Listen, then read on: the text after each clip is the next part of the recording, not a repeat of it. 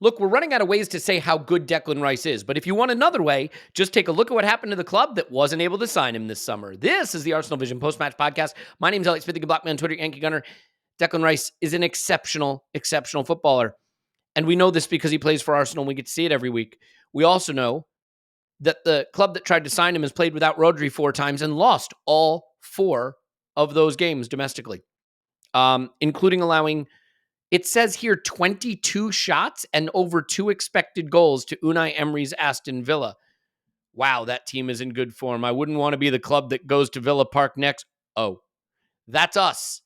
So we'll have to discuss Unai. A contentious topic, you might say. We probably won't discuss Unai so much as the challenge of going to Villa Park. And I think there has been a little bit of pants pooping by Arsenal fans worried about that game. And I will explain my perspective on why we shouldn't poop our pants. I say this as someone who's had 2 young children and in general been around a lot of pants pooping and, can speak to it with authority. So we have a lot going on. We will have a power rankings pod over on Patreon tomorrow where we will go over the Villa City game in more detail, the United Chelsea game. If you want to call that a game, I think it was target practice. I think is what you call that. Just the 28 shots for United and 4+ expected goals against a Chelsea, it says here, team. I don't know if that's the accurate description. So we'll be going into all of that. Obviously, there's just loads of good stuff over there we'd love to have you for, but most importantly, happy to have you here, and happy to have you here with Tim. You can find him on Twitter at Stoneman. Hello, Tim. Hello there. And Clive. You can find him on Twitter, Clive PFC. Hello, Clive. Hello. Hello, indeed. I want to do this. So it's weird, right? Because we do the instant reaction and the game's just happened and it's so fresh. And it somehow feels like beating Luton was 4 years ago now with everything that's happened in football since then. We've got to talk touchline ban for Mikel Arteta. We've got to talk Declan Rice and David Raya and Villa and preview that. So I think what we should do, I don't think the Luton game is one for deep tactical analysis. I think it's one for the major themes that come out of the game because it feels like very themey to me. We sort of one thing I see going around, I see a lot of people saying stuff like, you should be worried for Villa based on that defensive performance you put in against Luton. Like, we put in our usual performance by and large. Like, we dominated the game. The XG was outrageously in our favor. The shots were outrageously in our favor. The possession was mostly outrageously in our favor. But the keeper chucked a couple in, and it makes the game look very different. It was certainly a sensational game now that we have the benefit of hindsight. Let's start at the end, though. Tim, the experience of having Declan Rice has been more than I could possibly have hoped for. And I said on my little sort of unmarked pod yesterday that I did that we've been trying to anoint a Vieira-era parent ever since we had Vieira. And you could argue the thing that has held Arsenal back the most since Vieira has been not having a Vieira, not having a big, physical, athletic player who can dominate the center of the park. You could argue is also not having another Sol Campbell or another Tony Adams. We certainly have that as well now too. But I think Declan Rice it's the obvious player that we've spent 20 years not signing. And I realized maybe I struggled to warm to him before we signed him because I big, physical, athletic. Why would we want that? We want small and technical and good feet. And it turns out, no, actually, this is what you want. He has that it factor, that winning factor.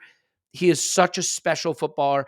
How impressed are you? How incredible is it that he has just absorbed this football club to him the way he has, with such a huge fee hanging over him, as if he was just born to do this? Yeah, I honestly, I never doubted it. I really, really didn't. I mean, it's cough. I did cough. Yeah, I listened to the unmarked. It's no great insight on my part to say I thought he'd be great, and you're going to get an early disco rendition of "I wrote about this today," which is, we record on a Thursday. I publish on a Thursday. What can I say? It happens a lot. And the column is literally about, it's kind of about Declan Rice, but actually it's about the difficulty of writing and talking about players who are just brilliant all the time, because you can't really burnish any insight on that. So as Arsenal content creators, David Raya, Kai Havertz, following in the slipstream of the likes of Giroud and Walcott and Xhaka, these are the guys that make our jobs easy because they have character arcs and narratives and all of that. And increasingly, Elliot, we're getting more and more players who are just really, really good all the time. And that's really difficult to talk about. And I'm really upset with Arsenal for doing it because it's making our job a lot harder. Um, but with Declan Rice, it's funny. There's a couple of things on this. Like I was doing, I think I've said before, I do a bit of a BTS kind of research work for people I can't and won't name. But I was looking into the West Ham Tottenham game, which is happening tonight. And I was reading some articles about West Ham, and Thomas Souček has started scoring again this season. And I was looking into that. And, there are articles about how 2 seasons ago when Souček and Rice played together, Rice played the deeper role and Souček played ahead of him. So he scored loads of goals. Last season, they swapped and Souček sat deeper and Rice went forward. And basically the reason for that is I've said many times that Rice has this great capacity for learning and adding things to his game all of the time. And basically what happened was Declan Rice kind of went away summer of 2022 and went, why am I playing as the deeper player? Maybe what do I need to do to add more to my game? And he went away and he did it. And so David Moyes swapped them and was like, actually, Declan Rice, he can play either position, but I think I'm going to have him in that slightly more roving role. And that impacted Souček, and now Souček has gone back to the more advanced role, blah, blah, blah. But it just shows you that he can do so many things and he can do them all well, and he does them all well all the time. Try and picture in your head a moment of sloppiness from Declan Rice, a sloppy pass, mistimed tackle, not being in the right position. Maybe he should have done better on a corner here. I'm still a little bit loath with set pieces because they're so chaotic, to be honest, to really attribute that unless it happens all the time. But it just, everything he does is really good all the time, basically. All his passes are on the mark. He's always in the right position. He's got a lovely way. I think he's got a lovely deceptive way on the ball, actually. I see it a lot where he just shows the opponent a little bit of the ball. It's almost Saliba-like. And then he just snatches it away. He uses the outside of his foot or something. It's a little bit unorthodox the way he's able to extend and retract limbs. Yep. And when you watch particularly live in a stadium, you really notice it, because when you watch a lot of football, your brain skips ahead because you see so much football that you kind of think, oh, I know what's going to happen here. Yeah. Or I know what happens when a touch looks like that and someone's running towards it. And every now and then you get players who just catch you out and go, oh, what? Where's... And Saliba, like I said, Saliba does it as well.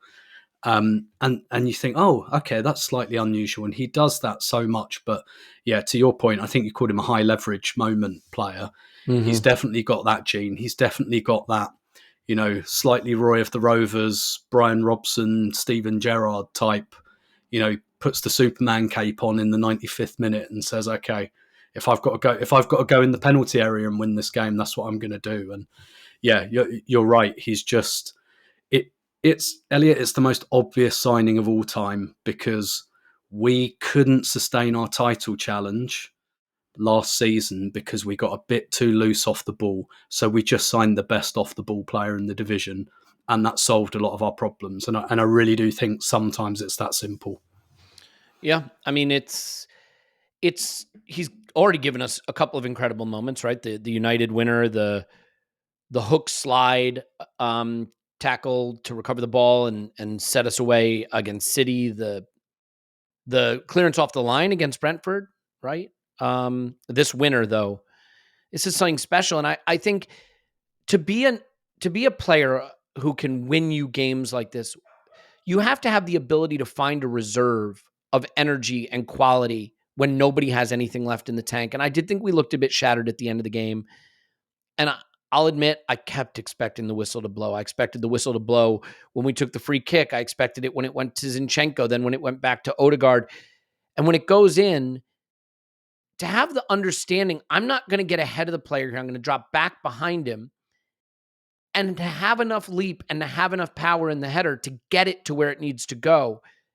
When you've played 96 minutes of football for what feels like the 400th time this season already, It was pure elation. And for the people that, would want to go sour grapes, be like, oh, you needed a late winner to beat Luton.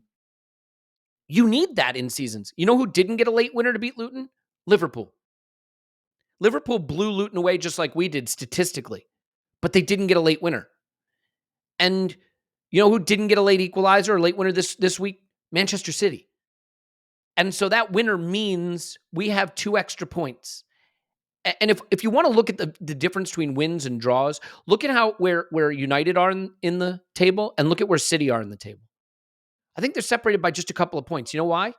City have three points between the Manchester clubs. 3. How bad are United? They're real bad. But you know what they don't have? They don't have a single draw. They have 6 losses this season, but no draws. City have 3 draws.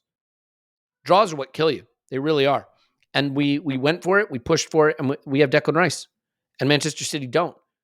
And I think that describes the weeks we had. It sums it up really well. Clive, I mean, you can wax poetic about Rice a bit if you want, certainly.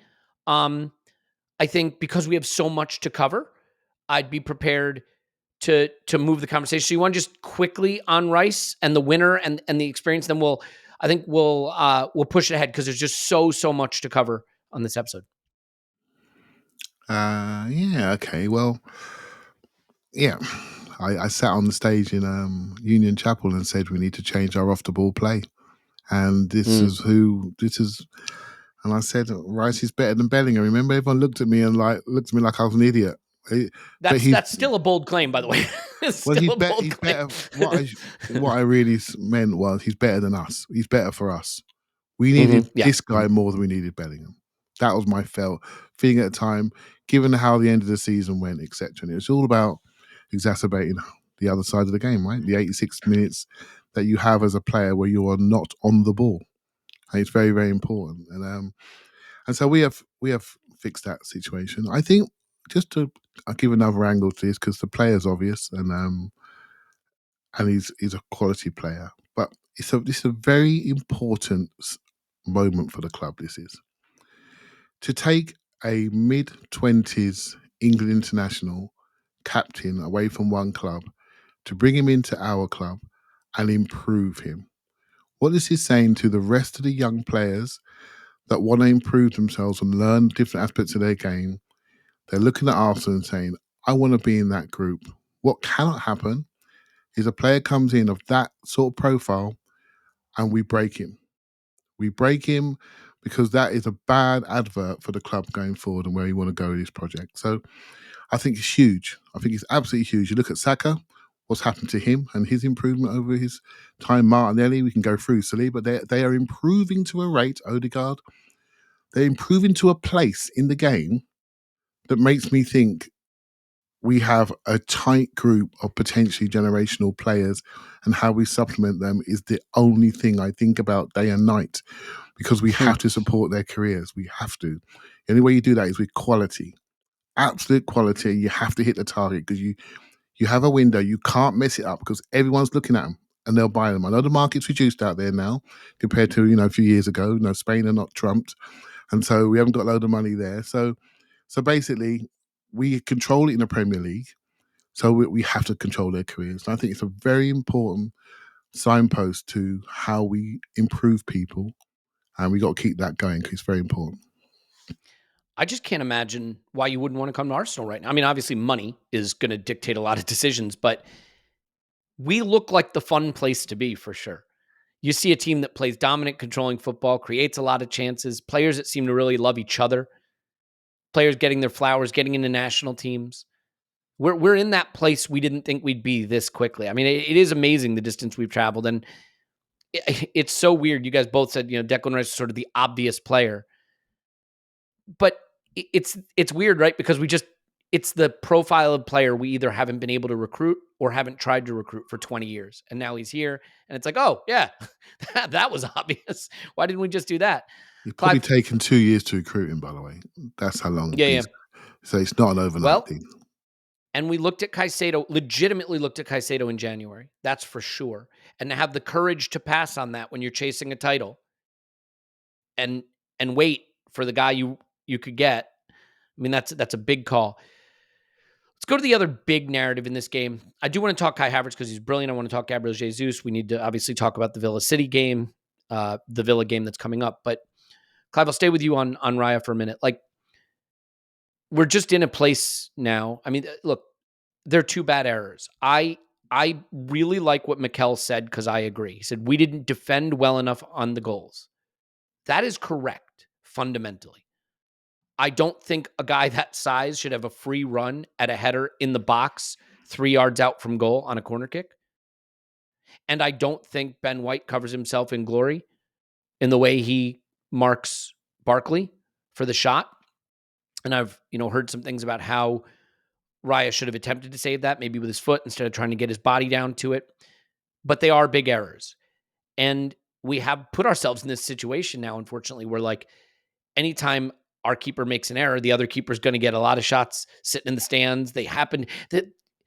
Kudos to the producers of Premier League football because they waited until Ramsdale smiled. Who knows why he was smiling? Maybe he was thinking about a vacation he took a few years back to a sunny climate. They caught him smiling on the bench right after a Raya error and put it up on camera. Clive, this is just the situation we're going to be in. But, before you go and say, well, we just start Ramsdale in the next game, we started Ramsdale against Brentford, and it's Declan Rice's brilliance on the line that keeps that from being a calamity. So, I mean, I assume we will persist with Raya, but what do you think of the errors he made and where we're going to go with this situation from here, given how it's looking at the moment? Yeah, so last podcast we did was like literally seconds after the final whistle, and it's all a bit emotional, and Luton beating Luton means something to me, and it's a bit emotional, and I will say, look, what I don't like is I like the club to be calm. So I am addicted to serenity. I like calm. When I see people having a go and yet at the you club, podcast with me, you crazy fool. and I try to bring serenity to the podcast, right? So basically, I don't like when people are chipping away at us from above. It just comes out. It comes out of me. I don't like when people are having to go at the manager for how he behaves and how he expresses anger, etc. And I like serenity around the dressing room because then we can focus on the football because the football is what really, really matters.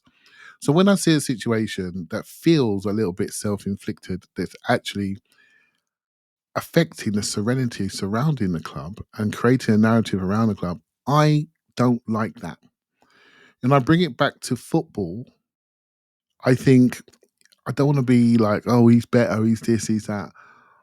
I don't. That will sort itself out. This is elite sport.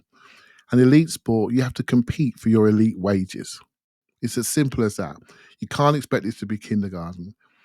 So I want to see a competition. I want them to fight. I want them to compete. If they fight and compete, we get a better goalkeeper. It feels at the moment that we're getting two goalkeepers that are potentially affected by the whole situation. So that needs to be managed. That needs to be managed. It doesn't really matter. Don't throw FBref bars at me. I'm not interested. That situation needs to be managed. It needs to be managed properly, so we get. There goes my next segment, by the way.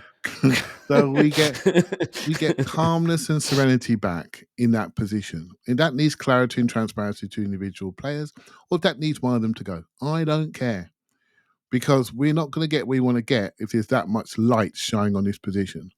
So decide how you want to manage it, but manage it, because if a two centre forwards chipping away at affecting each other by the way they perform in a negative way, I'll be saying exactly the same thing. So bring it away from who you like stylistically, what he's doing. That's what I'm trying to say to myself. In the end, we don't want people picking on that space in our team because they think there's a weakness there emotionally or mentally. We can't have that. And the fact that we've done it in a positive way to improve and raise the standards, and by raising the standards, you could end up, reducing the standards. Sorry, Elliot, lowering the standards is the right word. That is not smart. That's not elite. So fix it, manage it properly, whether that's in the short term by talking to people and clarifying, or in the medium term by getting rid of one of the actors in the room. That's how you do it. And that's where my head is 2 days after the game. I think the thing that complicates this is that there is this sort of argument of, we have a perfectly good keeper and we blew it. We brought in this other guy. Why did we do that? Mikel blew it. He should have stuck with Ramsdale. He could have stuck with Ramsdale, certainly. We all said it in the summer that we thought Ramsdale was okay, but was an opportunity for an upgrade. And I don't think the issue is so much that we tried to upgrade Ramsdale, because if you take the rose-tinted glasses off, you can go back to last season and see some critical errors that were made across the season. If you take the rose-tinted glasses off, you can look at how he's played this season. Now, I forgive him somewhat that, because I think we created a situation where his comfort and his confidence were blown into ashes. But the issue to me is more the guy we brought in hasn't been the rock-solid improvement. And that raises the question both about the player we brought in and about why we did it in the first place. And we put ourselves in a really hard position too, because let's face it, against West Ham in the League Cup, Ramsdale looked very poor, right? Against Brentford, he made critical errors. Before Raya even got the job, at the end of the transfer window, he had made a couple critical errors. So it's not like we can just go back to Ramsdale and have the confidence that he'll be the mostly reliable guy. The other thing about Ramsdale that I find interesting, Tim, is I think Ramsdale was always a guy who showed up great in the games where we were being bombarded. You know what I mean? He had those mega games in him, like at Anfield last season, but showed up somewhat poorly at home against lesser teams, for example, right? Where he'd roll it out to the opposition or chuck one in his net. And it's interesting because The Athletic had put a stat out. You could probably find it, at The Athletic or anywhere on social media, that Aaron Ramsdale save percentage in home games versus save percentage in away games for Arsenal. 71.6% away, 65.6% at home. Raya, 69.2% at home, so better than Ramsdale home, less good than Ramsdale away. This is funny, though. His save percentage in away games, 50%. Now, there's one problem with that stat. We face so few shots. And interestingly, I've always felt those were the games that Ramsdale struggled in also. It takes a very special keeper to be good in games where you only have to do two things. I think that is really hard, and not every keeper is built for it. So I think we're just going to stick with Raya, and I think we almost have to. I think we've made our bed, so to speak. Would you go a different way? Would you go back to Ramsdale? I mean, again, given that he hasn't exactly looked rock solid when he's gotten his chance this season? I think it's so complicated. You're right. Like, it's because if you go back to Ramsdale, you can't really go back to Raya after that. If you go back to Ramsdale, it's a final decision. Basically, you kind of can't, like you said, we pitched the tent now. And that's kind of it. I think I did see that. I've bookmarked that to read that suggestion of playing Raya at home and Ramsdale away. But this, and I've been thinking about it this morning. But actually, the other thing that makes this complicated is to what extent do you think David Raya is partially responsible for shot suppression through increased control? I'm not necessarily saying he is. I'd have to, again, goalkeeper's quite a specialist position. I'd have to have more of a look at the numbers and everything like that. But I think Arteta would argue with that, because we all know, like we say, Ramsdale better maybe when bombarded, when the crowd are on his back, that gets him up and all of that. But the issue is, Arteta wants away games to be like home games, right? He doesn't want that. He doesn't want us to be bombarded. He doesn't want our goalkeeper geeing the crowd up.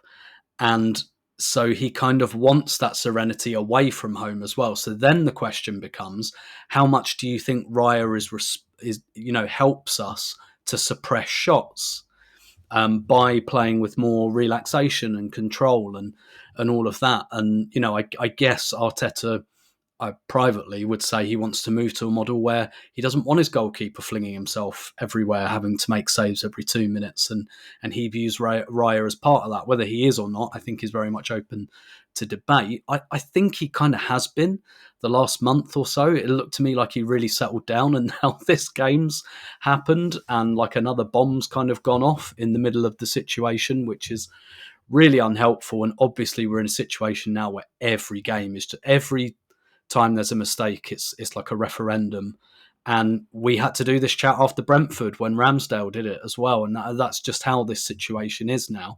And so then the other question is, how much impact does that actually have internally? Again, I don't know the answer to that.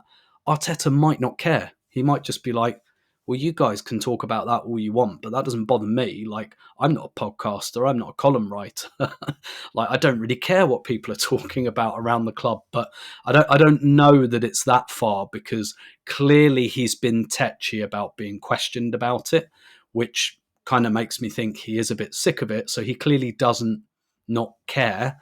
And clearly there's an impact with the support as well. Like, I can tell you there's no David Raya song yet. Right. And I can tell you, like, no one boos him or anything, but, you know, the goalkeepers spend a lot of time with the fans because they're in the closest proximity, particularly when they're idle and they can hear everything behind them.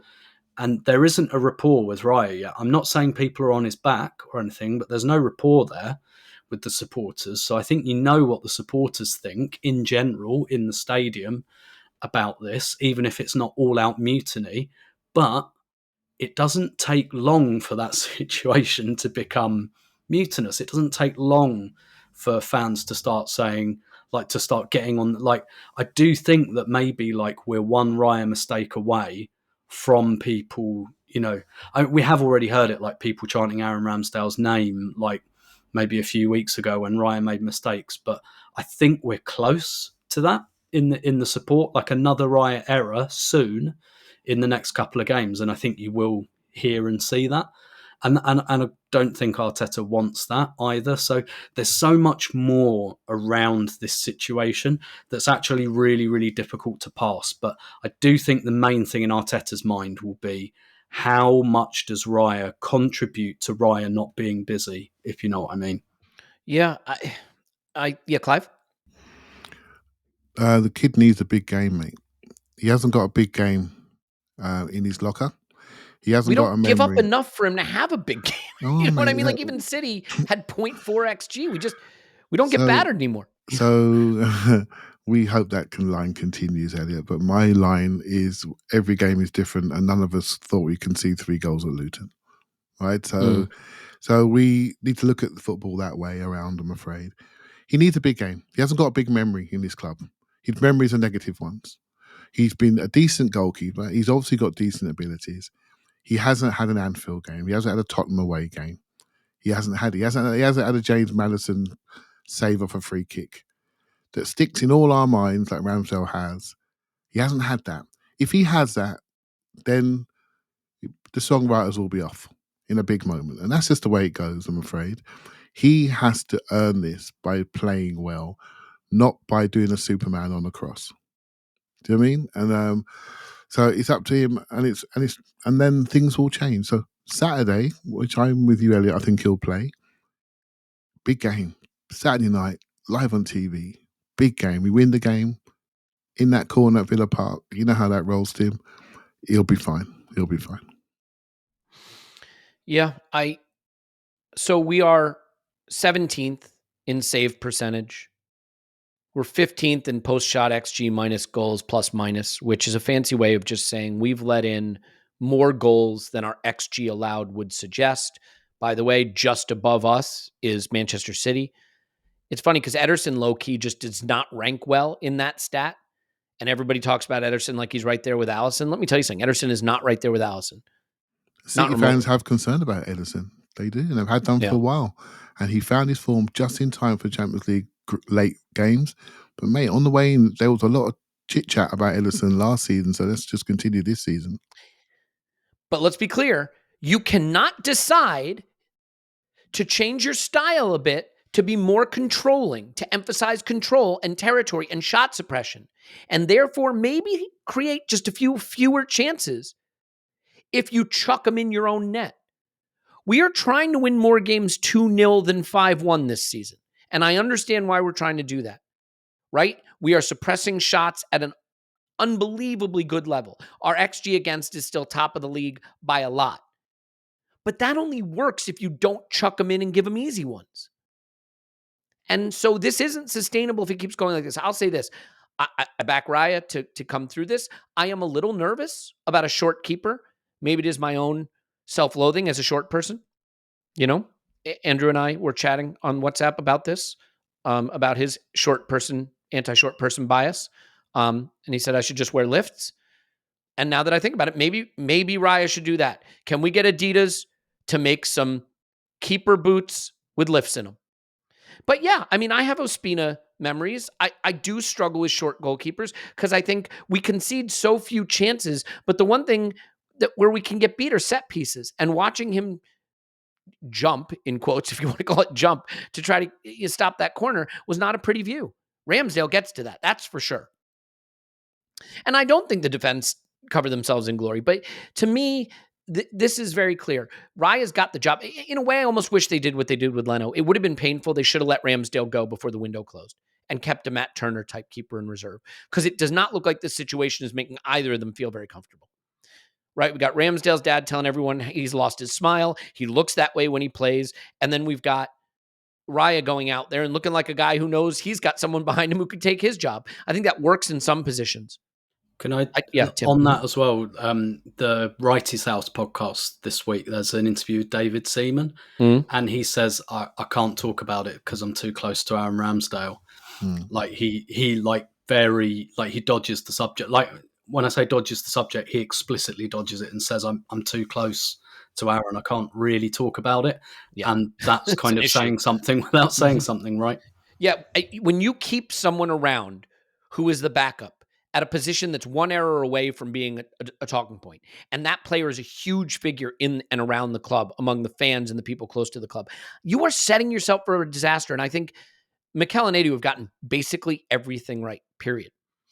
Even if Raya is the guy, and he might be the guy, he could still very well be the guy, the situation doesn't feel ideal. It is, you know what we've eliminated so effectively over the last few years? Distraction. We've created a harmonious camp free of distraction. Serenity. And this one, the serenity, Clive, that you pointed to, I don't know if it's as serene as we want it to be. Look, we'll probably, unfortunately, be talking keeper again in the future. Let's hope we're talking about how brilliant the keepers are playing. That's all that matters. The great thing about football is you can fix it. You know how you fix it? You just go out and play great. And that's what Raya just has to focus on. Just play great. And he can. And, you know, much like the Brentford game, where Ramsdale was patted on the back at the end because of relief, Raya got that pat on the back at the end of the Luton game because he got bailed out. And it's okay if he gets bailed out. But I do think it is a bit of a travesty if we have the best defense in the league and we keep chucking him in our net. And eventually players like Saliba and Gabriel and the fullbacks and the midfielders, they'll want to not have that happen. So let's see what happens. We'll keep an eye on it. I'm sure we might talk about it again this season. Clive, one player who was taking the heat off Raya by being the player who got criticized was Kai Havertz. But he scores again. Samina, hey, waka waka, hey. He just has started to blossom. And I don't want to over gild the lily and be like, oh, he's the best player on the planet. He's probably the second best player behind Declan Rice. But like, this was not just a game where he scored. This is a game where I think he looked like all the things we hoped he'd be. He had that one driving run through the middle, right? That was really good. He was physical. He won the ball back. Kai Havertz looks like he's starting to get it and maybe shed some of the Chelsea, some of the shame and disappointment of his Chelsea career and blossom into an Arsenal player. I do think Kai Havertz blossoming into an Arsenal player is key to our success. So please tell me that I'm right and that's what you're seeing as well.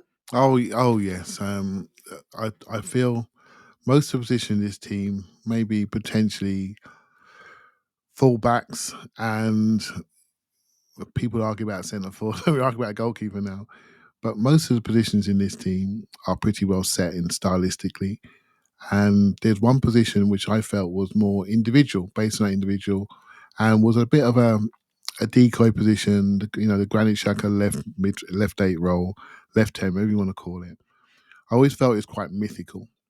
And I felt that we all see it in slightly different ways. You know, some people see it as a pair with Odegaard, some people see it as a second midfielder out of 3, like I do on occasions.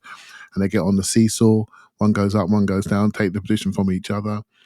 Someone see it as a box crashing role. Some see it as someone goes on the outside of Martinelli. In short, this player's got to be able to do quite a lot. It's got to be an all-court, all-rounder. which is why I was excited about Kai Havertz. When I saw the side of the game, of his game, which I didn't knew existed, in the very first game I saw him in, I was beyond excited, because I realized the potential was there for him to really do well for this club. Obviously, it didn't quite happen, right? So then you think, oh, crikey, have I misread it? And you start to look at the numbers, you start to look at the quiet division amongst the fan base. I'm thinking, oh no, I don't want that. I want to keep this boat moving nice and smoothly through the water. And I did feel it was a little bit linked to his personality, shall we say, feeling part of it, truly part of it from a team perspective, knowing his importance and expressing himself. I think, and what we're seeing now is a player expressing himself, because I never felt it was a talent issue. A player feeling he could express himself. And when he expresses himself, it's precisely what the team needs. And so I think I look at the balance of our team, particularly the front six that we've seen in the last couple of games. Man, I love it. I absolutely love it. I love everything about it. The team ethic, the off-the-ball play, the attacking of the box, the carrying, the size, the speed. I'm looking at it and I honestly love it. Love that six we can all name. I love it. Is that clear? Absolutely. Because it is, yes. Because I tell you why it's clear, or I tell you why I love it, Elliot, is because you need to be able to play different types of games to win. And we saw that on Tuesday night. When I saw him play double six at Brentford, the League Cup, and with Jorginho, and having to be Jorginho's physical partner, I knew he can play in there. I knew from that day he could play in there. And so it's all about expressing. People judge him on end product. I knew that would come. It's going to come. I've seen him score goals at Arsenal. I've seen him score goals for Germany, top corner. It's going to come. It's just locked. It's just locked. Now people are seeing the goals and then they feel it's okay to say he's all right now. Do you see what I mean? But I think the most important thing is he allows us to play in different ways. And I think it's an incredibly valuable tool for us on first exits, on defending the ball in the air, on retaining the ball, second balls, also hitting the box. So many things.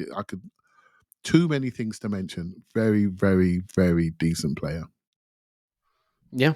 Yeah. And, again, the thing that is encouraging, I think, Clive, because obviously quality and performance matters most of all, but also profiles are interesting. And so as he starts to get more confident and more comfortable playing for us, which it looks like is happening, and his performances go up, I just think having that profile, right? Another tall player, physical player, aerial duel winner, right? We can use, we can use Leo Trossard in that role if we need to. Yeah. But you've seen in games we've used Jorginho and Rice in that role and what it gives you in terms of physicality. I don't think that's our preference to do that.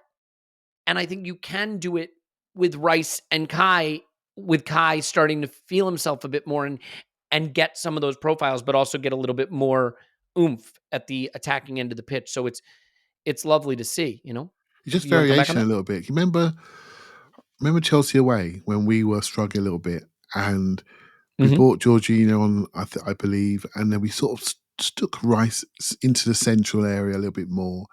And then he went and got the ball. He just went and seeked it and hunted it. If a game requires that, then we need to make sure we have someone at the base that can do it. And might not be Kai Havertz, maybe somebody else. Do you see what I mean? It's having the ability to just shift game models within game. This is our biggest strength. I mean, look how many substitute goals we have. Look how many late goals we have. That's not because we played the same way throughout the whole game. Because we changed how we played and found a solution and then won the game. This is our trick. You said something earlier, I have to disagree slightly about us being a bit tired. We're just finding a solution to win the game, And if you looked at a lot of our game impact late in games, we look like a team fitter than most of the opposition. And we're getting to them, and so yeah, man, I love the game recognition of this group. Love it. That's my big thing, and having the tool to actually execute it is great.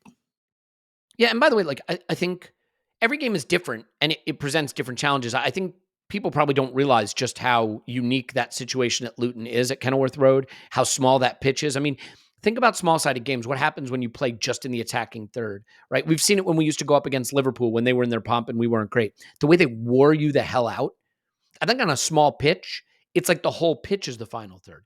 Everything's tight. The distances are small. You're under so much physical pressure at all times.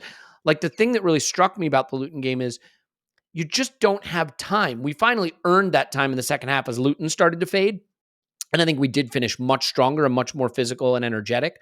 But early on, normally what happens with Arsenal, right, is we build the play, we get it on Saliba's foot, we have some time, and you can sort of have your rest defense while you're on the ball, or, your rest period on the ball. At Luton, it didn't feel like we had that. I don't want to go into it because it's, with so much to talk about, it is hardly a huge talking point. But I also think the Luton game was shaped by something we used to see a lot in the Premier League, which is a referee trying to even up the match between small club and big club by letting the small club do some things. We used to see it with Stoke. They were so hard to referee because they would foul so much that the ref just felt like, well, I can't card them all because then there won't be anyone left, or, they won't be able to play their game. And the team's approach almost put the ref under the pressure to have to not referee the game the appropriate way. Tim, like I said, I don't really want to go into it with so much to discuss, but I do think the knees in the back, the way they went through people, I mean, some of them did get carded, but, Jesus got carded for his first foul. I think physical football is part of the game, certainly part of the game in England, and I'm not trying to say it shouldn't be, and we shouldn't whine about it, but I thought that this crossed a bit of a line into more Stoke physicality, where it was just rough play that was allowed to happen, and it felt like that thumb on the scale, getting caught up in the Kenilworth Road atmosphere by the referee, allowing them to have a little evener, even the playing field a little with the way he refereed.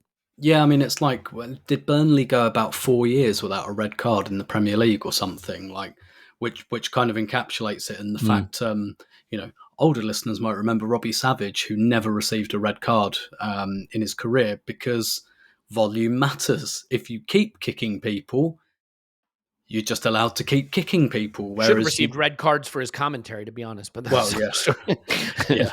And so that kind of happens, and there is a kind of, it's more noticeable when the team that doesn't do that all the time actually does it and comes back. And yeah, like it did at times. At times, not so much. I think Luton a couple of times stepped a little bit over the line, but I don't think it was anything like, you're right about the knees in the back thing. That happened quite a lot.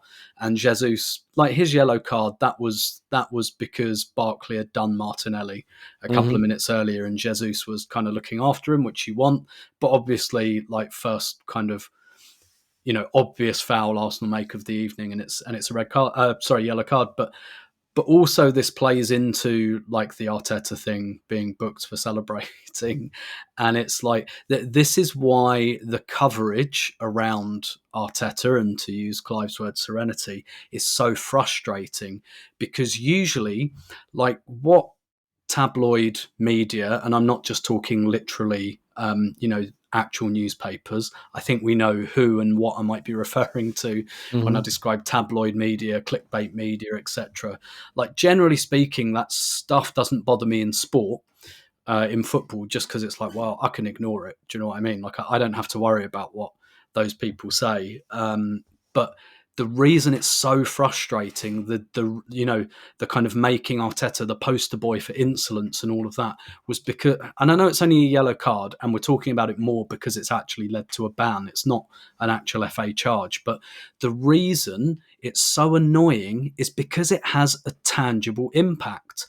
And the reason it has a tangible impact is because tabloid media, tabloid coverage, forgive me for being coarse here, but it influences idiots. It influences people who do not think critically about things. And what is so disappointing is that time and time and time and time again, referees and PGMOL and bodies like that show that they're the idiots, that they're getting sucked in by this. They're getting sucked in by this kind of viral content. At the moment, no other manager in the Premier League gets booked for that. And my good friend Andy Kelly, fantastic Arsenal historian, among other things, he looked at the IFAB laws and he's like, where does it say excessive celebration is a yellow card offence in the laws of football? He's like, I can't find it. I can't find any reference. How do you measure it, Tim? How do you measure well, excessive, by the way? But then, so what about players? So we know, for example, remove your shirt, you'll get a yellow card, and that's about sponsorship, right? Don't annoy the sponsors at the time when all the cameras are on you, or if you jump into the crowd. So those are two measures for players. But what about players? Like, how ridiculous would it look if you booked Declan Rice for excessive celebrating for that goal? Like, so why would you book a manager for doing that? And like, De Zerbi runs onto the pitch, Klopp's run onto the pitch, and I'm like, that's fine. That's absolutely fine. I enjoy it. Don't you enjoy it, Tim? Exactly. That's the kind of thing we want to see. And so it doesn't even feel like a stupid edict that's come down. It just feels like Arteta's been made the poster boy by the absolute lowest common denominator outlets, and these people who are in charge and making decisions are getting sucked in by it. So basically what we've got is officiating that is at the level of a tabloid reader, and that is really troubling. And this is what I mean about, this kind of evening things up. Oh, I've given 3 fouls against this team, I can't give a 4th, that's too many. Like, maybe I should stop being lazy and actually look it up. I'd be really interested to know what kind of critical thinking testing, critical reasoning testing referees are subjected to, because time and time again, I find this just like quite average to low level critical thinking that influences the way games are officiated. And that worries me more than like, was that guy's toe offside?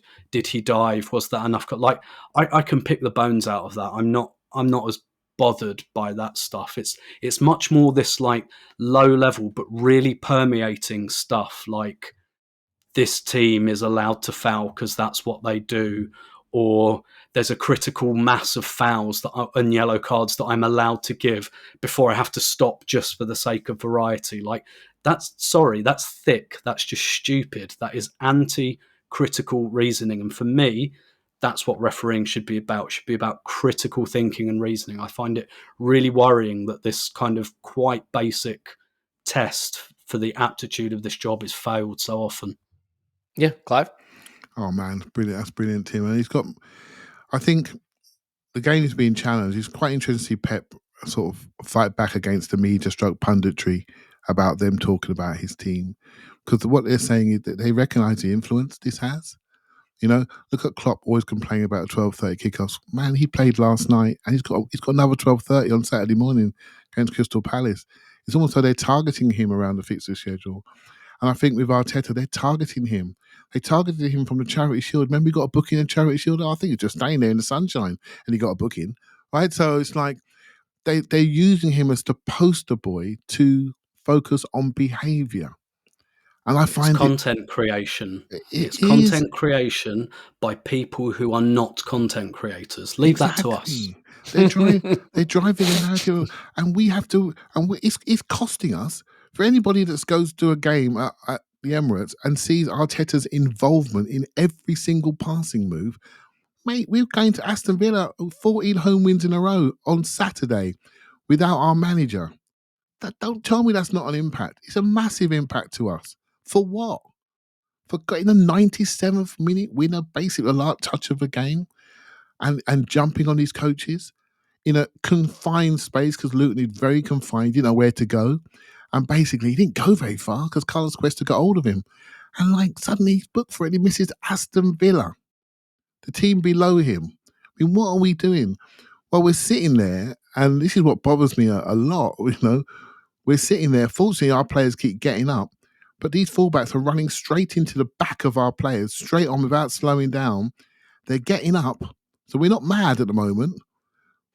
But, this could go wrong. When are we going to focus on managing the game properly rather than managing the outside of the game? Manage the game properly and make sure people can play their games of football. The priorities are all wrong for me. They're all wrong. We're not focusing on the football match. We're focusing on the content, as Tim alluded to. Yeah, I think what we forget is players, refs are people, and people get caught up in moments. And I think that late winner for Arsenal was gutting to Luton, to Kenilworth Road, to Luton fans, right? Gutting to everyone who's not an Arsenal fan. Probably a little gutting to the referees. Excited to see this small club get something. It's a fun narrative. I mean, if you're anything neutral, you would have been rooting for Luton in that game. And then Mikel Arteta gives it big, and it annoys everybody. And so he gets a card for it. It's nonsense. It's nonsense. It's not objective. It's subjective. And by the way, and I'll end it on this, there has to be a way to create more consistency across the way we referee games. Whether that's tightening up the way the laws of the game are written or direction given to referees. You know, in the NFL, they have something called point of emphasis, and they have point of emphasis for referees. You know what they're not? The point of emphasis isn't if they say mean words to you. The point of emphasis isn't if they, look outraged at a call. The point of emphasis is around rules of the game. You know what the point of emphasis in the Premier League was this summer going into this season? If they wave an imaginary card, if they take too long over throw in, if the managers step out of their technical area, the point of emphasis wasn't around the rules of the game, the laws of the game. It was around making referees feel centered. And the only reason I bring this up is that pull on Gabriel is a penalty. Look, I am the first person to say, if you drop points to Luton, don't blame the referees. And if we had dropped these points, I would not be blaming the refs. I'd probably have a word about David Raya, but let me say this. I've seen Manchester City given Erling Haaland is a giant human being, a little arm around his waist in the Manchester derby, and the first goal of the game goes to City because of a pullback. Gabriel is going to head that ball, and he is yanked to the ground by his shirt in a way that is dramatic and clear, and it's nothing. Okay. I mean, if that's the rule, okay, but tell us that's the rule. Can we just know what the rule is, Tim? Because if I'm a player, let me say this, having played at the level I played, which is just a little different because it was U7s. Tim, if I'm a player, what I want to know most importantly, especially as a defender, what am I allowed to do in the box? If I'm defending a giant guy leaping for a corner, can I pull his shirt forward a little bit to take him out of the way? Because that's an important tool in your toolbox if you can do that. You know what I'm saying, Tim? Like if I were a player, the thing that would outrage me the absolute most, and this isn't even about referees, it's just about the game, is if I do a thing that I've seen called a certain way throughout the season, then I do it and it's called differently. That you can't have that because then players don't know what they're allowed or not allowed to do.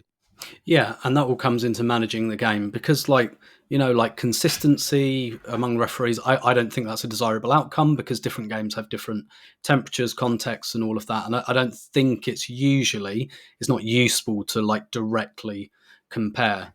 But things like that, like a pull on the shirt in the penalty area, for example, that's an isolated, particularly set pieces, isolated incident.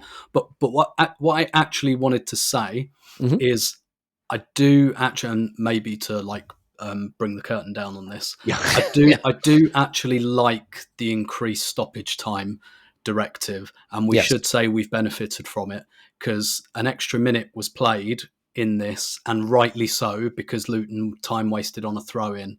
And against Manchester United, some of those late goals we wouldn't have got last season, not because the team was different, but because the match would have lasted 83 minutes instead of, it's probably about 87, 88 now. But I do actually like that, and I think that's been a long time coming. I'm fine with increased stoppage time and punishing time wasting.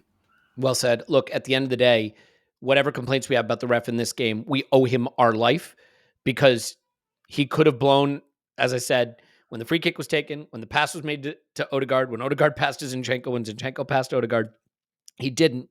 And we owe him for that. So this isn't complaint about the referee vis-a-vis this game so much as just it continues to be a talking point. I'm sure there are people listening right now saying you've gone way too long on refs, and I agree. So we won't. Look, I will finish with this on referees, though. Have we considered, sometimes you have to think outside the box. Have we considered that they have been using rusty or inappropriate tools to shave their privates, causing them to have nicks and cuts and scratches, which is putting them in a bad mood or distracting them from what's happening on the pitch? Has anybody considered that? Maybe what we should do is band together to get the refs the wonderful products from Manscaped. I don't know. We can start a GoFundMe or something.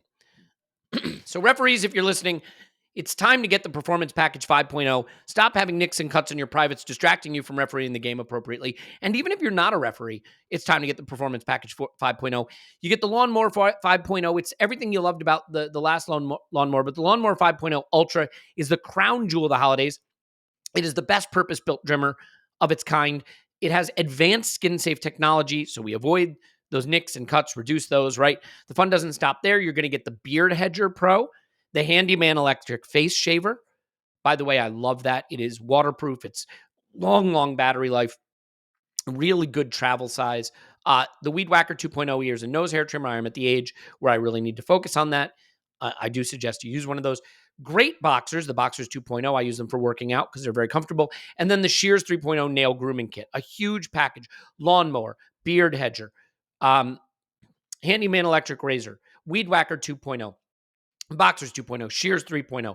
Get 20% off and free shipping with the code ArsenalVision at manscaped.com. Picked a bad time to have a bit of something in my throat.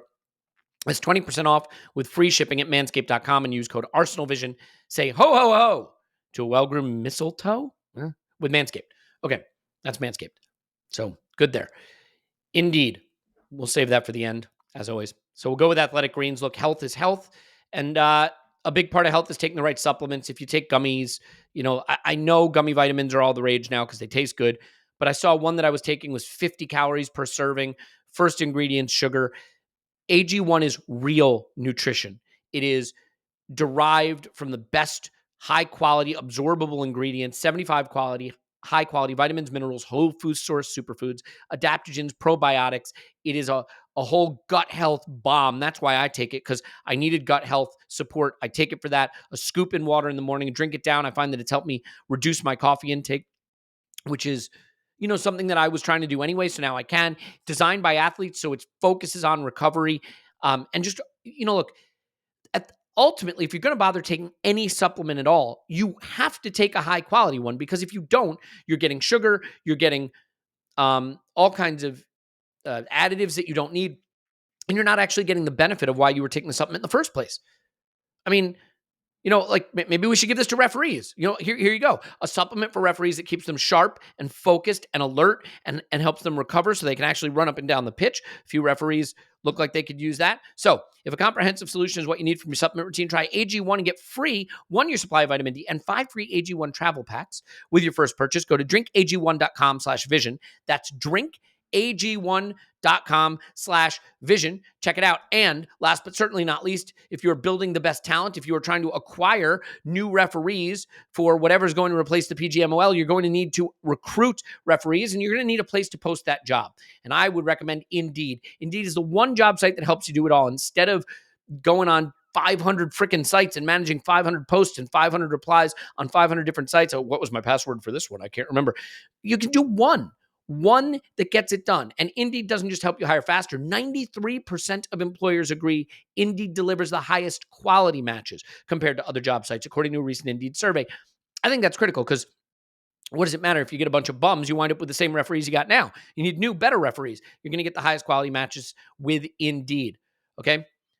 Join more than 3.5 million businesses worldwide that use Indeed to hire great talent fast. And listeners to this show will get a $75 sponsored job credit to get your jobs more visibility at Indeed.com/Blue Wire. Just go to Indeed.com/Blue Wire right now and support our show by saying you heard about it on this podcast. Indeed.com/Blue Wire. Terms and conditions apply. Need to hire? You need Indeed, Clive. Is that enough of that? Indeed. That it. Okay. We are not yet done with this game because, Clive, I believe that we have one of the great center forwards in the Premier League, and he should be recognized as such. Gabriel Jesus you love to talk about players, did everything in this game that you want a center forward and a winner to do. Declan Rice rightly getting the plaudits for the winner, but I think throughout the game, Jesus was captain material, getting stuck in, protecting Martinelli, right, by enforcing a little rough justice. Kai Havertz's goal is great. It's a screamer from half a yard out. Absolutely beautifully shinned past the keeper. But it comes from Jesus doing, everyone's like, we need an Ivan Toney. Well, Gabriel Jesus did what you would think Ivan Toney should do in a situation like that. He wins a long ball by absolutely grappling the hell out of the defender. And on first time half volley, puts it into Kai's path so he can do nothing but score. Gabriel Jesus, what does Ivan Toney do? He wins headers. Gabriel Jesus, bullet header into the back of the net. You want to see the example of what not to do there? Go look at Nico Jackson. Nico Jackson will show you what not to do there. Yeah, no kidding.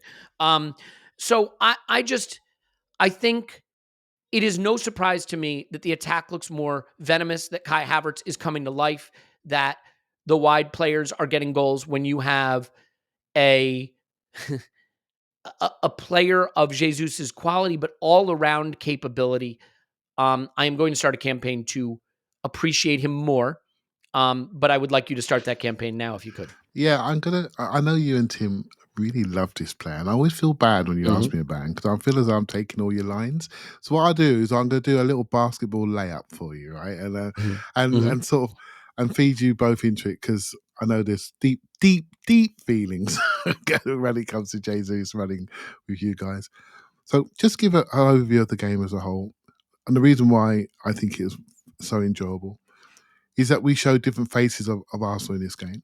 So we started the game with a physical back four, right? We were able to do that.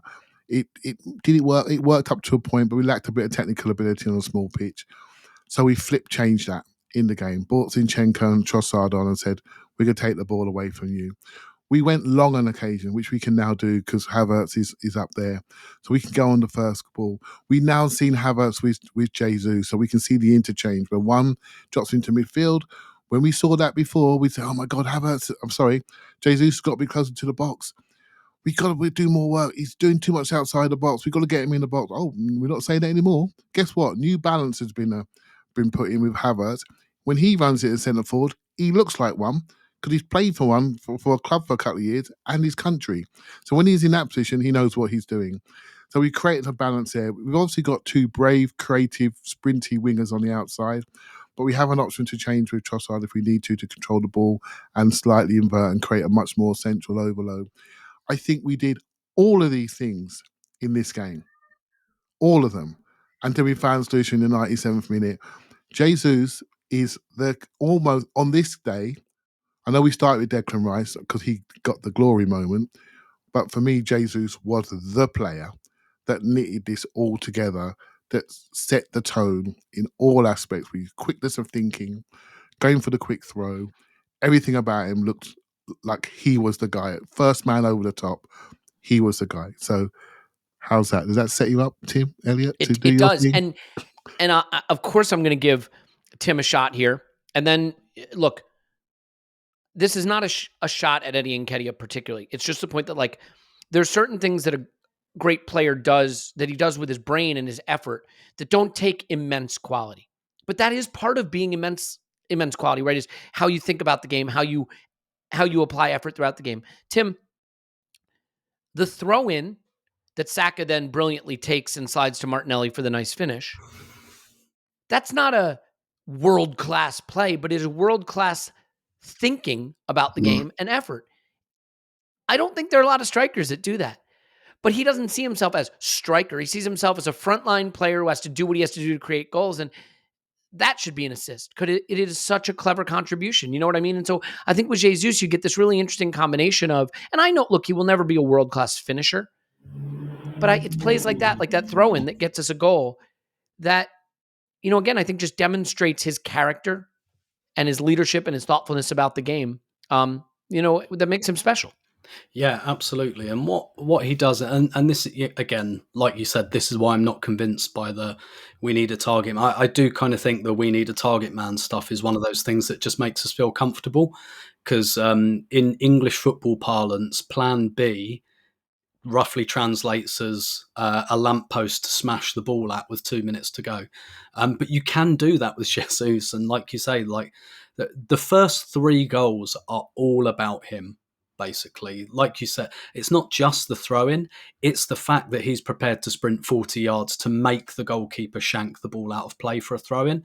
And when he does, he's over to it, quick as a flash, Lovely run by Saka as well, by the way. Like, he makes a little dummy run before he gets there. It's just two incredibly smart, switched on players. And a lot of coaches will tell you that in matches like this, away at Luton, where it's going to be physical and Luton have their qualities, and no one gets an easy game there, that's for sure. And Arteta was very complimentary about them afterwards as well, it must be said.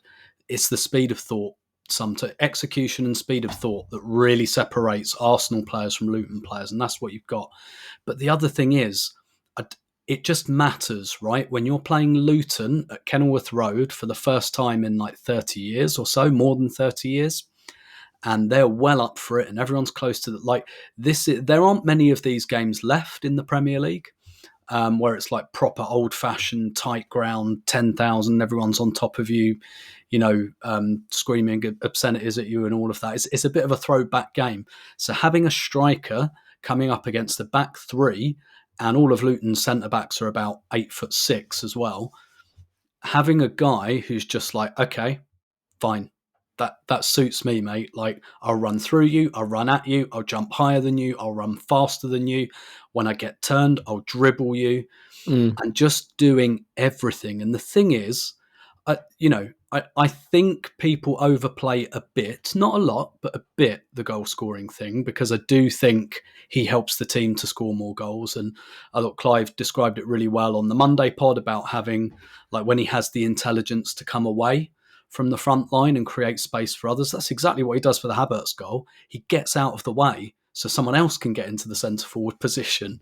And that's what you want, that kind of interchange. Like, again, to your point, not to have a shot at him, Ed is a centre forward. Ed is the goal scorer, but he stands there. He stands on the penalty spot. He stands on the 6-yard line. He doesn't do the coming out and letting other people do that. But the thing is about this game, Elliot, and why I think he really, really, really deserves his flowers from two of his biggest fans, is he also does the thing that people say he doesn't do, which is that he bullets a header in from 3 yards out by attacking across from the fullback. So, how can you get a more complete centre-forward performance than that? And I thought the other thing that was noticeable as well is, obviously, he came back from injury. We've played him in every game. That tells you something, straight back in the team.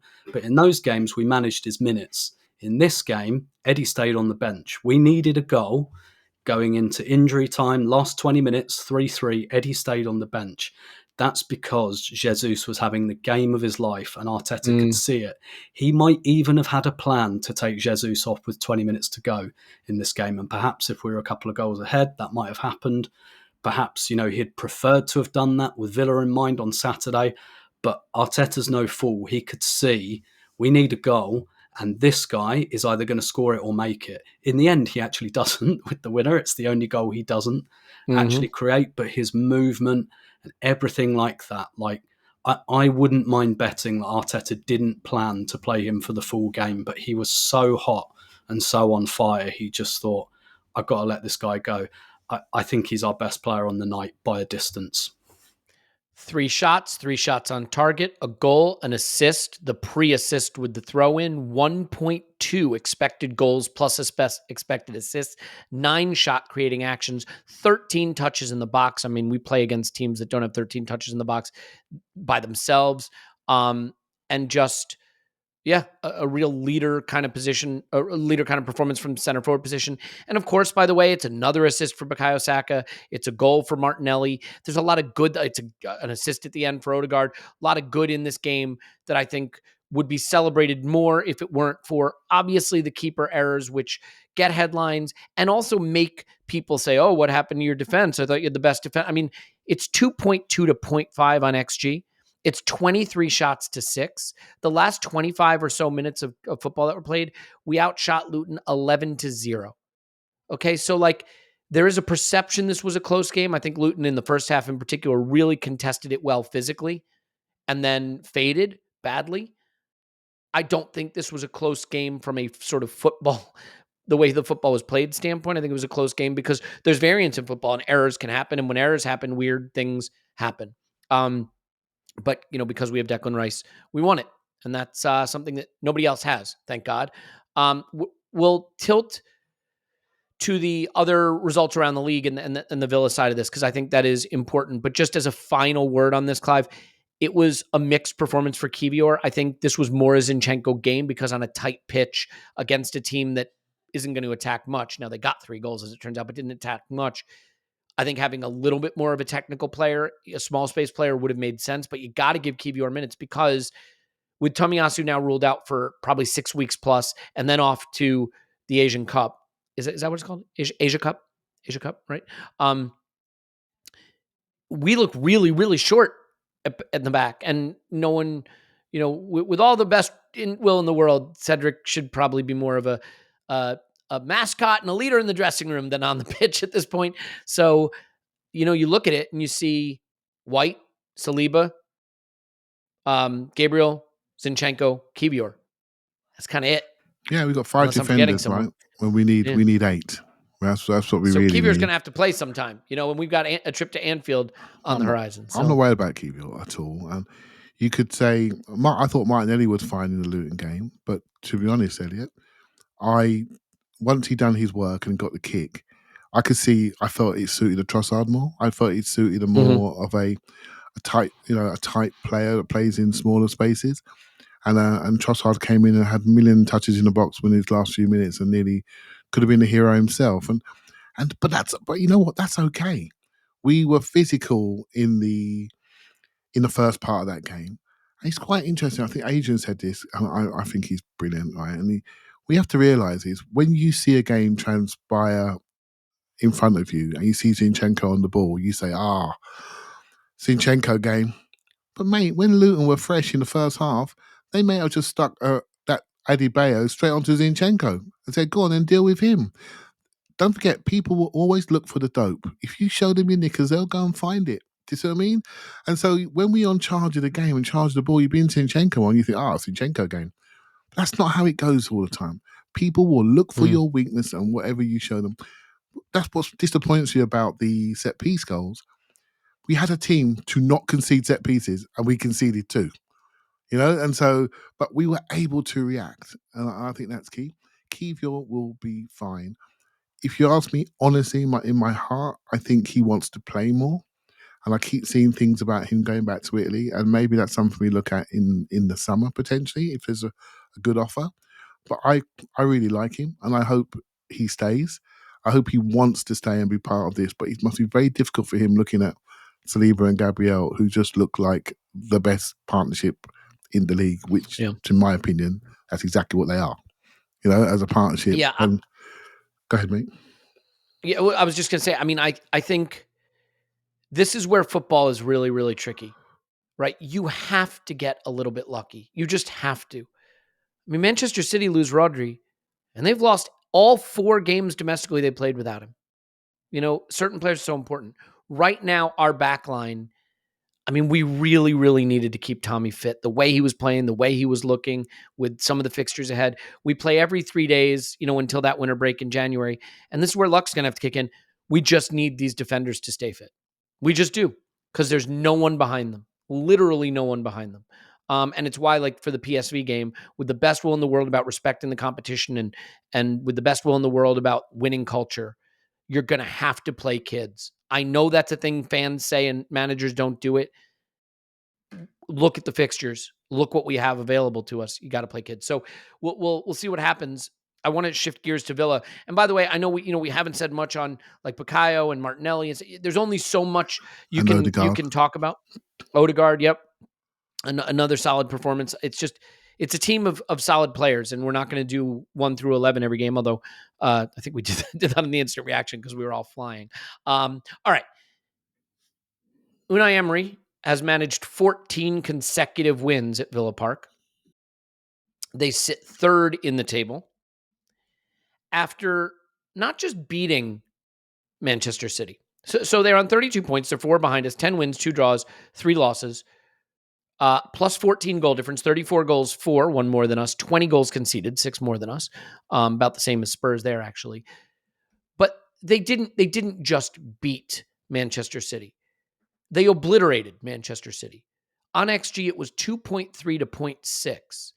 The eye-catching statistic is and I still can't really believe this, 22 shots to 2. Tim, this was a weakened Manchester City, but you'll forgive me if I don't have a lot of sympathy for that with the money they've spent and the resources they have. I mean, they started Rico Lewis in attacking midfield. They went with, 5 defenders. They didn't have Grealish or Doku or De Bruyne or Rodri, Crimea River. They got 2 shots in this game. This was a domination. And I'm kind of curious to get your take, not on the Man City of it, because there'll be time for that, but given that we play Villa at Villa Park next, what's your take on what Emery's doing there and what they just did to Manchester City? Because honestly, admittedly, before this game, I looked at some of the underlying metrics. I thought, they're a nice team, but they're probably flying a little too close to the sun at the moment. This is a statement, the way they smacked Manchester City. Yeah, they did. They're very like Newcastle coded in terms of there's a very big divergence between their home results and their away results, a lot like Newcastle. And a lot of that is, I think, because of the intensity with which they play. And there are a few teams in the league doing this at the moment who have this big divergence between home and away games. Interestingly, Everton are brilliant away and rubbish at home, which really kind of goes against the Goodison kind of effect, as it were. But like, I watched this game and they were just all over City. It's just one of those games you get sometimes from high pressing teams where it just works and they're just all over you and you can't shake them off and they absolutely smother you. It was, a bit like watching Klopp's Liverpool at their best, or Dortmund, or we've been on the end of a few of those before. And so, it was a bit scary. And none of the guys who were on 4 yellow cards got booked either, which was a little bit annoying. Like, as much as I was willing Villa to hold on at the end, I was thinking, can Douglas Luiz kick the ball away? Maybe, maybe take his time over a throw-in or something like that.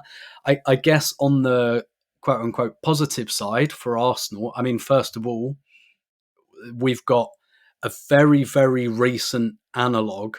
Like, I know what a lot of coaches do is they look at how teams put, like what Arteta and what Arsenal would do is they'd look at the games that these teams have played against other big teams, because that's usually a bit of a template. So we know what they're going to do. They're going to try and do exactly the same thing. The positive for us, maybe, is they didn't make any subs, Villa. So they had the same 11 players and they really, really put in. They made subs. Did they? They did. Yeah. 4 of them, in fact. I thought they made none. They may have made no changes. That's possible from the previous team. I don't know that. So, but yeah, just want to correct that. Yeah. Well, anyway, they put in a shift. Put in a shift. Yes, they put in a big old shift. And for what it's worth, by the way, their first sub was at 85th minute. So right, kind of leans in your point. Yeah. Mm-hmm. Yeah, indeed. So so nothing before the 85th. So that's a big shift they put in, mm-hmm. and we've had an extra day's rest, so hopefully that comes into it a little bit, and we're in no doubt of what's coming at us on Saturday. So it's obviously going to be a really, really tough game. What you'd maybe say, maybe this is just the anxious, slightly defeatist personality I have, is that result perhaps gives us room to draw this and not call it a terrible result. Again, I'm under no illusions that that's it, City are behind us and that's the end of it kind of thing. Clearly not. But I mean, both the context and the gap, if we came away with a draw, you could say, okay, that's all right, no drama, beat Brighton at home next weekend. And that's kind of all right. Obviously, I want to win. I think we can win, think we should win and all of that. But it gives us a little bit of breathing space, I think. And I think also with last year's it also kind of makes Villa the team of the moment, which might have been Clive's point, that we haven't gone 6 points clear at the top, but we're 6 points clear of City, and that might have been a bigger talking point. But Villa have leapfrogged into, they've got that conversation around them that Tottenham had a month or two ago. Like, could they get into the title race? And that could be valuable for us as well. Let me tell you something. Those 6 points above City are going to feel more relevant when they get De Bruyne back and they get Doku back and they get Rodri back and the winter break ends and they finish the season 18 consecutive wins. Okay. Those 6 points are going to feel pretty important. There Clive? was, sorry, I was going to say there was a good tweet from Paddy Arsenal about I bet City have got De Bruyne in a darkened room watching Arsenal compilations right now. I think he said the hate run that De Bruyne is going to go on when he comes back is going to be epic. Look, Clive, here's my take, super quick. This is going to be a very, very hard game, and we will need to play well to win it. I'm seeing, I'd bite your hand off for a draw, take a draw. We'll need to be at our absolute best to get anything from this game. Villa will need to be at their absolute best to get anything from this game. We are the superior team. We play the superior football. We are better than them. We're better coached. We have more talent. We are the better team. They're in a good moment, and they're playing well. But the idea that we have to go there and be superhuman to get anything is, to me, a nonsense. I think if we go and have our standard level performance, it will take something special for them to even get a point. That's my feeling, because we are the best team in the league right now. And I think as fans, we don't really have the swagger yet because we're still not sure we believe it. We still think of ourselves as the glass-jawed Arsenal. And I know just having conceded 3 goals at Luton, big man just conceded 3 goals at Luton. Well, we chucked a couple in. You look at every game, we control every game. Manchester City got dominated this game. You know where they had less XG against us? Clive, what do you think the challenge will be? And do you think Emery will go into his lab and cook up something crazy for this game? Because we know sometimes he does overthink some of these games. We know him very well. This is going to be a very hard game.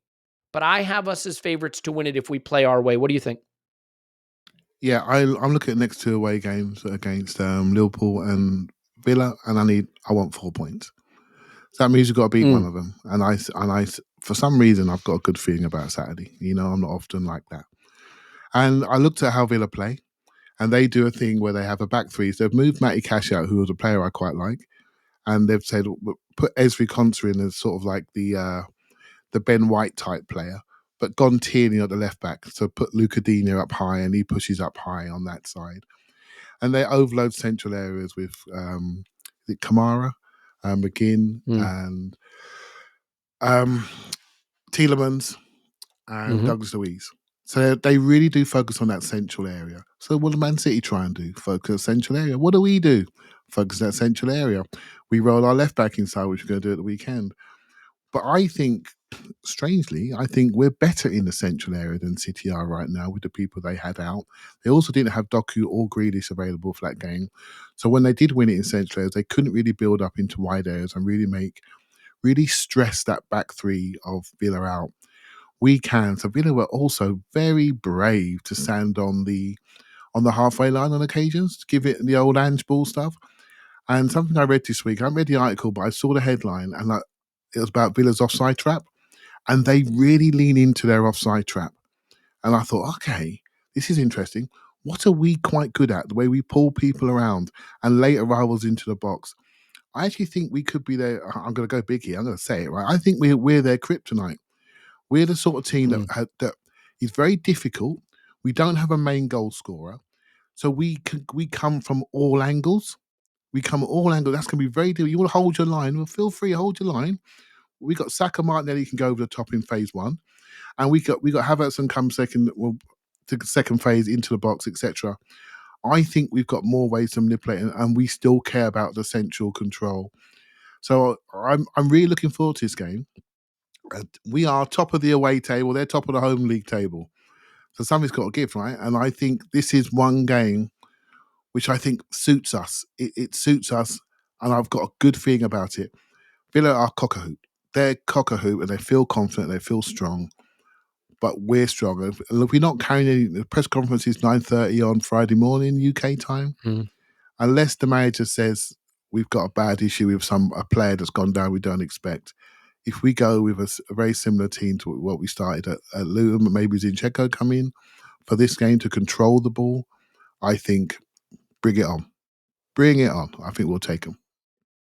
I'm excited for it. And I will tell you this, if Villa do have a lead at halftime, I feel for the Villa fans for watching what Unai Emery's going to do, what capitulation he will come up with to try to hold on to that lead, because that has sort of been a a blueprint for him is to get a lead and then, as we know, he go has into a he has shell in the changed second that half. club. I got to give him his due, right? He Yeah. has energized that club. They were in the Steven Gerrard mud, mate, and the British media are trying to boost him up. And Unai's come in there and he's changed that club. He may not suit the bright lights of Arsenal because we literally hang on every syllable and every word has got to be perfect. But he suits that club, and he really has. And not only that, Elliot, he has brought people around him, in people like Monchi, to make sure that when he asks for a player, he gets one. And when he came into Arsenal, we're in a model change, and we ripped him to bits, mate. But I held my ground on him. He's a decent coach, just in the wrong club. And now he's in the right club for him, and he's doing really well. I hate the way it's being talked about and some of the revisionism about, he would have had Arsenal where Mikel has him if they gave him time or gave him this. Look, let's not rewrite history. My issue with Unai Emery isn't that he had an accent. We make fun of Mikel's accent, right? The Ifugging standards, right? But you know what it is? His tactics work. His player recruitment works. Now, I think Emery was undercut at Arsenal, certainly by having Raul there, no question. Agreed. And the absolute mess behind the scenes, no question. But I have not seen a mess tactically at Arsenal since I've been supporting, like I saw during that season and a half. All the players on one side of the pitch and big switch, and suddenly they're in on your goal. I mean, some of the stuff we did trying to get top four that season. And that team, you can make fun of that team. That team had a lot of talent in it, by the way. Go look at it. There's a lot of good players in that team. We needed a rebuild. I think Emery got a little bit unlucky, like I said, with the backroom staff that he had and the players he inherited. And he wasn't the man for the rebuild, and he's a good coach. But he also suffered at PSG, as many coaches do. I think Unai Emery fits that mid-table club striving. He's a bit of a striver, right? And I think that he's perfect for that. Certain managers fit certain clubs. David Moyes is a half-decent coach, but he wasn't a Manchester United coach, right? Erik ten Hag, look at the difference. Clubs fit certain managers and don't fit others. And I think that's just the reality of it. I will not dismiss him. He has achieved a lot in the game and he is good. But I will say this, Tim, as a final thought on this. I think Aston Villa will play us in a way that few other teams have tried to play us. Mm-hmm.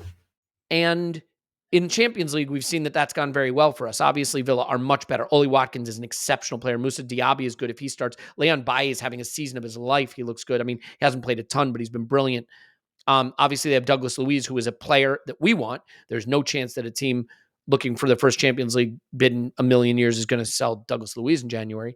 But they have a lot of talent. I just think they will come to play us. And I'm excited to see a Premier League fixture where a team wants to play a bit of football. And I think it could be a big day for Martinelli in particular because it's a big pitch. There's a lot of space. They're going to push that line up. And we have not seen a high line in the Premier League this season. But God knows that Martinelli should be, if he is fit, if that knee in the back didn't do something to him, should be licking his chops for Jesus to get a ball with his back to a defender and play it into space and run on. I think it sets up well for him. Yeah. When Villa won at Spurs recently, which I think we all enjoyed, I think, did they have like 3 goals? Spurs, I think, had at least 2. Like 3 offside, Tim. 3 offside disallowed. Yep. Yeah. Spurs kind of battered them, to be honest, in terms of possession, XG, all that stuff. Yeah. It's high risk, high reward stuff, right? And I think Clive makes a great point there about, again, I'm not going to say for 1 minute that City are easy to defend, but Villa would have gone into that game going, keep Haaland away from the goal, keep him away from the 18-yard area. And they did by pushing him back into the centre circle and not letting him get in those areas. And like, he can run in behind, don't get me wrong, he can do everything, but it's not his strength. And actually he did have he had 2 big chances in the same play in the first half where he really, really could have scored. So, it's not, but to your point, and we've got runners effectively, and maybe you could make a case that Villa had been kind of getting away with that for a while. They had a game at the beginning of the season, I'm sure, where they got done 4-0 or something, where it's Newcastle 5-1, mate. Yeah, that's it. Yeah, like they play on the knife edge, right? And nights like Tuesday night, that really goes, or Wednesday night, that really goes to them. Could go for them again on Saturday. I'm not saying it's a literal, it went for them in this game, so it won't in that. Like, but it's on a knife edge. They play knife edge football, and when it works, it really works. But sometimes it doesn't, and when teams challenge it, and what have Newcastle got? Anthony Gordon kind of running at you. They've got Isak, relatively similar player to Gabriel Jesus and Almiron. They've got runners in their front three, Newcastle, and they took them apart that day. To be fair, Villa got that injury to Tyrone Mings that day, I think, and that just completely pulled their defensive organisation apart. But it does happen. It doesn't really work for them away from home. And that's probably because teams take the game to them a bit more when they're at home and Villa are away. And we're going to take the game to them, I'm sure. We're certainly going to try to anyway, although I'm sure that was Man City's plan as well. So, yeah, there's definitely room for us to shine in this game. It's just a case of whether we execute on the day. Yeah, and just to note, look, before playing Manchester City, who is, until they're displaced, the best team in the league and absolutely blew the doors off them, these are the teams they played at home in the league: Everton, Palace, Brighton, West Ham, Luton, Fulham. Everton, Brighton, Palace, West Ham, Luton, Fulham. Those are their home fixtures. Oh, that's interesting. I didn't know that, Elliot. So, and again, they just played Manchester City and blew the doors off them. So let's not get it twisted. They're good. But the home win record is definitely propped up a bit, because if you look at some of their away games, they've lost some bad away games and been monstered in a few of them. They lost to Forest, certainly. Yeah, they lost to Forest. They also, obviously they beat Spurs in a game where they were outplayed, but they got pounded by Liverpool and they got pounded by Newcastle. So we'll see. I think it's a game for our wide players. I think Saka and Martinelli should feast and should expect to. Let's just play our football, see where it goes from there. We'll do power rankings tomorrow, which will give us a chance to get stuck into Chelsea. Because my goodness. They gave Manchester United 25% of their shots in their XG on the whole damn season in 90 minutes. It was an epic dumpster fire, and we will discuss it on the Power Rankings pod tomorrow. We'll have an instant reaction right after the Arsenal win on Saturday, so please join us for that. But we're just happy for you to be here. Tried to cover it all today in a crisp 90 minutes. Thank you to my friend Tim, who you can find on Twitter at Stillman. Thank you, Tim. My pleasure as always. To Clive, who's on Twitter at ClivePFC. Thanks, Clive. Big weekend. Thank you very much. Yeah. By the way, shout out to Paul. Paul obviously will be back on tons and tons of pods, just going through a busy time in his life, a lot going on, really hectic. And so, we lift each other up, right? We rotate, we give each other minutes, we lift each other up. So all the best to Paul. My name's Elliot Smith, Blackman Twitter. We love you. And we will talk to you after Arsenal 10, Villanelle.